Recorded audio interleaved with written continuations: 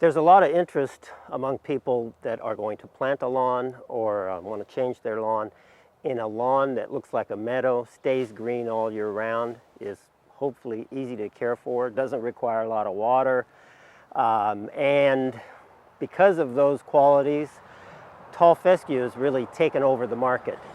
And so that's what we're going to allow you to learn more about today, the special characteristics and strengths and weaknesses of tall fescue. So tune into our video. We offer a new video every week, and all the videos are based on our belief in soil-based gardening. That's as opposed to chemical-based gardening. If your lawn and your plants and your fruit trees are getting their nutrition from the soil rather than from some man-made chemical-based product, you're way ahead. All kinds of advantages, no pests and disease, more fertile, more productive. If you like to learn more about that, subscribe to this channel.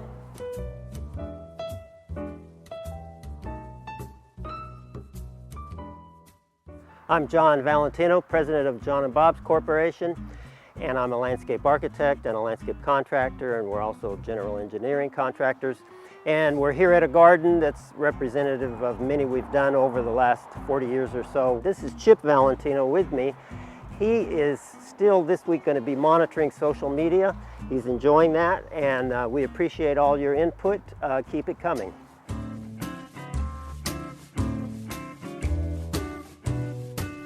Tall fescue is relatively recent introduction into horticulture, not that recent, but it started out as a pasture grass, and it was being used as a pasture grass that was really pretty ugly, very coarse blades, but very effective in pastures.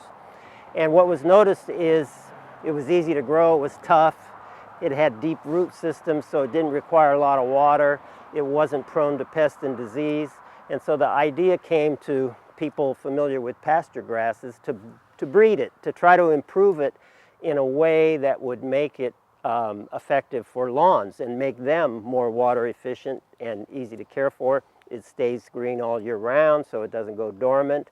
The thinking was we can create the perfect grass here because it's tough, it's water efficient, and maybe we can make it more attractive. If you look at what it used to look like, you can see why that was a big goal. So that breeding resulted in, probably starting 30, 40 years ago, with turf-type tall fescues. And then many improvements have occurred over the years on those turf-type tall fescues. The first efforts were to make the blade thinner so it didn't look like a weed, which those original tall fescues looked like a weed. So we didn't want it to look like a weed, so let's do breeding to make it thinner and more attractive. And then more breeding was done where there's dwarf-type tall fescues, which are pretty much predominate in the marketplace now, and it can be pretty confusing. Why would you want dwarf tall fescue? It's kind of a contradiction in terms. But the dwarf tall fescue was to reduce the amount of clippings, and so it grows slower, and you don't get as much, it's not as much work to mow. The turf type narrowed the blade of it. So those were the two main improvements, narrowing the blade to make it more attractive, and now almost all of them are some type of dwarf type tall fescue, and there are a lot of them out there, all kinds of different varieties, and many of them are good. In this video I'm going to talk about the two that I use and why I like them, and how you can buy them and use them as seed or as sod. One that I think is really interesting, and it's been popular the last few years because it's unusual, is one that is rhizomatous. Rhizomatous meaning from the word rhizome. So if you know about things like Bermuda that spread like crazy and people don't like it because they're like a weed, they get into everything. Well, lawn like tall fescue traditionally didn't have rhizomes, and so if there was injury to it, it was slow to repair because it just spread by more like creeping and multiplying. So if you could come up with a tall fescue that had rhizomes, it would be easier to care for, it would be self-repairing, and it wouldn't be so prone to being overtaken by weeds when there's bare spots. It's a cool season grass, so its weakness is in the middle of the summer when it's hot. Tall fescue doesn't really like hot weather. In the area that I'm in here, we see that weakness in the summer in Fresno when it's over 100 degrees. So if you could come up with a tall fescue that is rhizomatous, has rhizomes, and you might have some summer injuries here and there, and then it would just fill in by putting out rhizomes. And there is one on the market made by a company called Barenbrug, so that's a seed company, and they call it RTF, which stands for Rhizomatous Tall Fescue. And I've used it extensively. I think it's an excellent tall fescue, and I think it is a little lower maintenance and does lend to doing better in the middle of the summer. And for the most part, as disease-free as any that I've used. So RTF Tall Fescue is one I recommend. Everything else is pretty much the same about it. It has been bred for the finer textured leaf, and I think it is also considered dwarf tall fescue, and it's very attractive. It looks very similar to the one I'm standing on, which is not RTF, but we'll be talking about this one in the next points.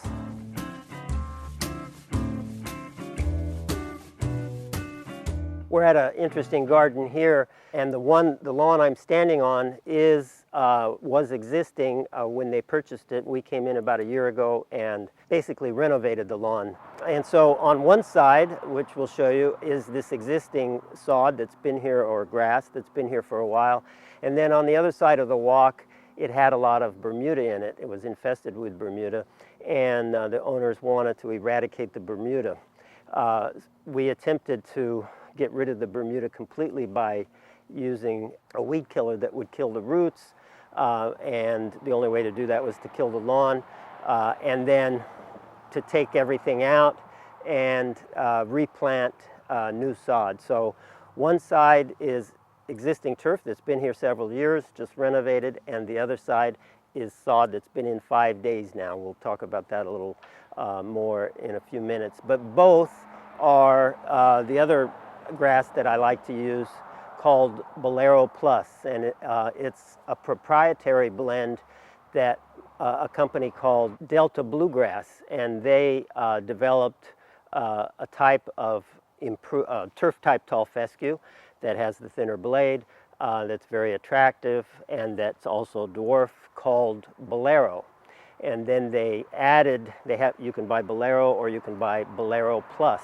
In this case, we used Bolero Plus. The Plus is 10% Kentucky bluegrass added for even more fine texture, but it's predominantly a turf type tall fescue with very good performance, performs well in the hot area we're in or anywhere. And that is also available online if you want to buy the seed. You can see what it looks like. It still has a little hint of that coarseness from that weed that we started with way back 50 or 60 years ago, but it's been bred down, and so it's about as fine as you're going to find in terms of a turf type tall fescue, and it's water efficient, and it's pretty tough, it's pretty disease resistant, although it still has some challenges in the middle of the summer. So this Bolero Plus or Bolero and then the RTF, those are the two turf type tall fescues that I use almost exclusively. When I talked about planting turf in the past, I got a response from a viewer who said he watched the video and he had a bad experience planting tall fescue, and he went on to describe what he did and what the grass didn't do in response. I'm happy to chime in there and attempt to deconstruct what was done properly and what was done improperly. If you have any experiences like that, let us know in the comments below and I can help you.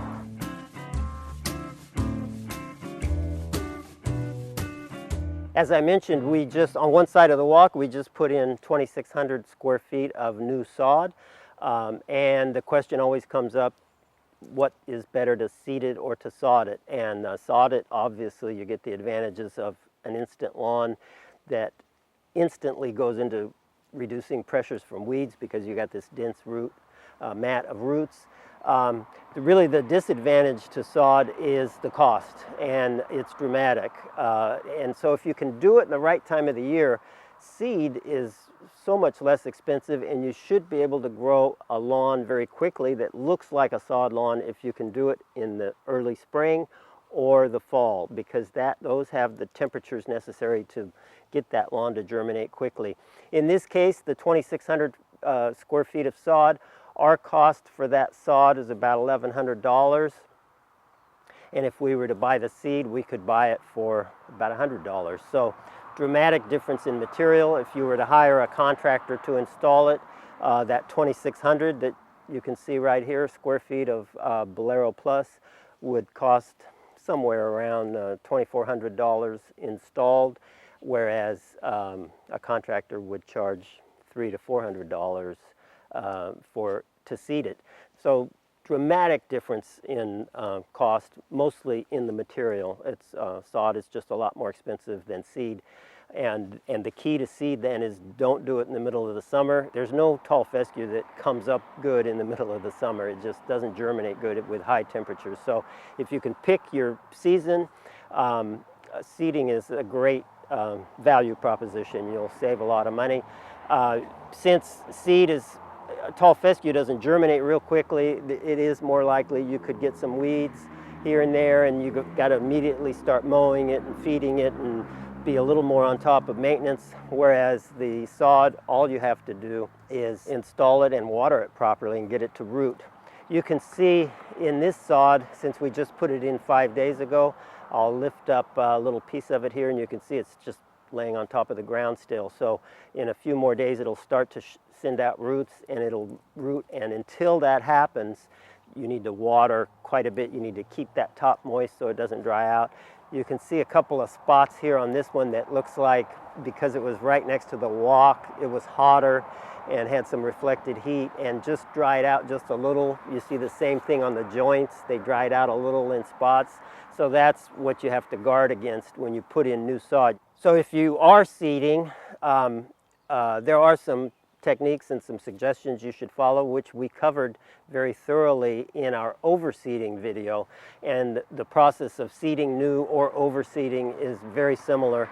And so you can get a lot of information from that. Again, the most important thing with turf-type tall fescue is to do it when the weather is right. So you need high temperatures, about 70 and above, but not more than 90. Really, high temperatures, 70 to 90 degrees, is when you're going to get your best and fastest germination.